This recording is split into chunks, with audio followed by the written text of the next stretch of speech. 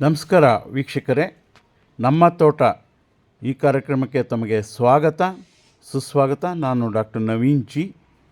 ನಮ್ಮ ತೋಟದ ರೂವಾರಿ ನಮ್ಮ ಶ್ರೀಮತಿ ಮಹಾಲಕ್ಷ್ಮಿಯವರು, ಅವರಿಗೆ ಧನ್ಯವಾದಗಳು. ತಮಗೂ ಧನ್ಯವಾದಗಳನ್ನು ತಿಳಿಸುತ್ತಾ, ಈ ದಿನ ಈ ಗಿಡ ಆಲ್ಮಂಡ್, ಇಂಡಿಯನ್ ಆಲ್ಮಂಡ್ ಗಿಡ, ಇಂಡಿಯನ್ ಆಲ್ಮಂಡ್ ಪ್ಲಾಂಟ್ ಅಂದರೆ ಇದು ಭಾರತೀಯ ಬಾದಾಮಿ ಗಿಡ. ಇದನ್ನು ದೇಶಿ ಬಾದಾಮ್ ಅಂತ ಹಿಂದಿನಲ್ಲಿ ಕರೀತಾರೆ. ಆಯುರ್ವೇದದಲ್ಲಿ ಕ್ಯಾಸ್ಟೋಹೋಳ ಅಂತ ಕರೀತಾರೆ. ಸೊ ಇದು ಬಹಳ ಉಪಯೋಗಕಾರಿ. ಇದರಲ್ಲಿ ಆ್ಯಂಟಿಸೆಪ್ಟಿಕ್ ಅಂದರೆ ಆ್ಯಂಟಿಬಯೋಟಿಕ್ ಥರ, ಸೊ ರೋಗ ನಿರೋಧಕ ವಸ್ತುವಾಗಿ ಇದನ್ನು ಉಪಯೋಗಿಸ್ಬೋದು. ಹಾಗೂ ಇದರಲ್ಲಿ ತುಂಬ ಕಲ್ಮಶಗಳನ್ನು ತೆಗೆಯುವಂತಹ ಅಂಶಗಳು ಇರುತ್ತೆ. ಅದಕ್ಕೆ ಆ್ಯಂಟಿ ಆಕ್ಸಿಡೆಂಟ್ಸ್ ಅಂತ ಹೇಳ್ತೀವಿ. ಸೊ ಹೀಗೆ ಇದನ್ನು ಇದರ ಎಲೆಗಳಲ್ಲಿ ಡಿಸೆಂಟ್ರಿಗೆ ಉಪಯೋಗಿಸ್ತಾರೆ, ಆದರೆ ಇದನ್ನು ಕುದಿಸ್ಬಾರ್ದು. ಸೊ ಎಲೆಗಳನ್ನು ಡಿಸೆಂಟ್ರಿಲಿ ಉಪಯೋಗಿಸ್ತಾರೆ. ಅದು ಹೇಗೆ ಅಂತ ಅದು ಆಯುರ್ವೇದದವರು ಹೇಳ್ತಾರೆ.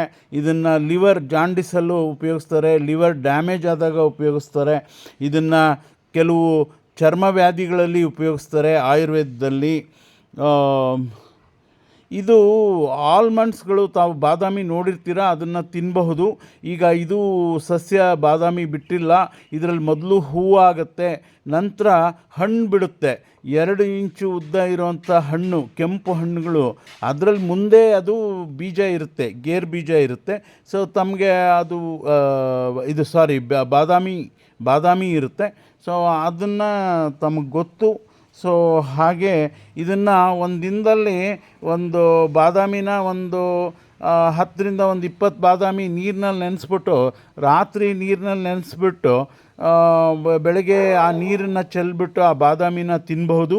ಸೊ ತುಂಬ ರುಚಿಯಾಗಿರುತ್ತೆ, ತುಂಬ ಆರೋಗ್ಯಕ್ಕೆ ಒಳ್ಳೆಯದು, ಎಲ್ಲ ಪೌಷ್ಟಿಕಾಂಶಗಳು ಕೂಡ ಸಿಗುತ್ತೆ. ಹಾಗೆ ಇದು ಬಾಯ್ಲ್ ಮಾಡಿದ್ರೆ ಅದು ಟ್ಯಾನಿನ್ ಅಂತ ರಿಲೀಸ್ ಮಾಡುತ್ತೆ, ಅದರಿಂದ ಅದು ಅಷ್ಟು ಸೂಕ್ತವಲ್ಲ. ಹಾಗೆ ಇದನ್ನು ಹೇಗೆ ಬೆಳಿಬೇಕು ಅಂತ ಅಂದರೆ, 24 ಗಂಟೆ ಬಾದಾಮಿನ ನೀರಿನಲ್ಲಿ ನೆನೆಸ್ಬಿಟ್ಟು ಅದು ನಂತರ ಭೂಮಿಗೆ ಹಾಕಬೇಕು. ಮಣ್ಣು ಮರಳು ಮಿಶ್ರಿತವಾಗಿರಬೇಕು ಅಂತ ಹೇಳ್ತಾರೆ. ಅದಕ್ಕೆ ಮಣ್ಣನ್ನು ಇದು ಮಾಡಿ ಅದನ್ನು ಬೀಜನ ಬಿತ್ತನೆ ಮಾಡಬೇಕು. ಹಾಗೂ 2-3 ವಾರದಲ್ಲಿ ಅದು ಮೊಳಕೆ ಒಡೆಯುತ್ತೆ.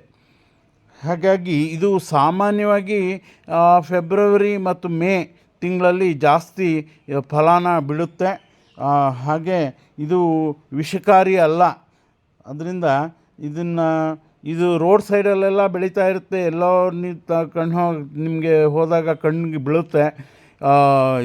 ಇದು ಇಂಡಿಯನ್ ಆಲ್ಮಂಡ್, ಭಾರತೀಯ ಬಾದಾಮಿ.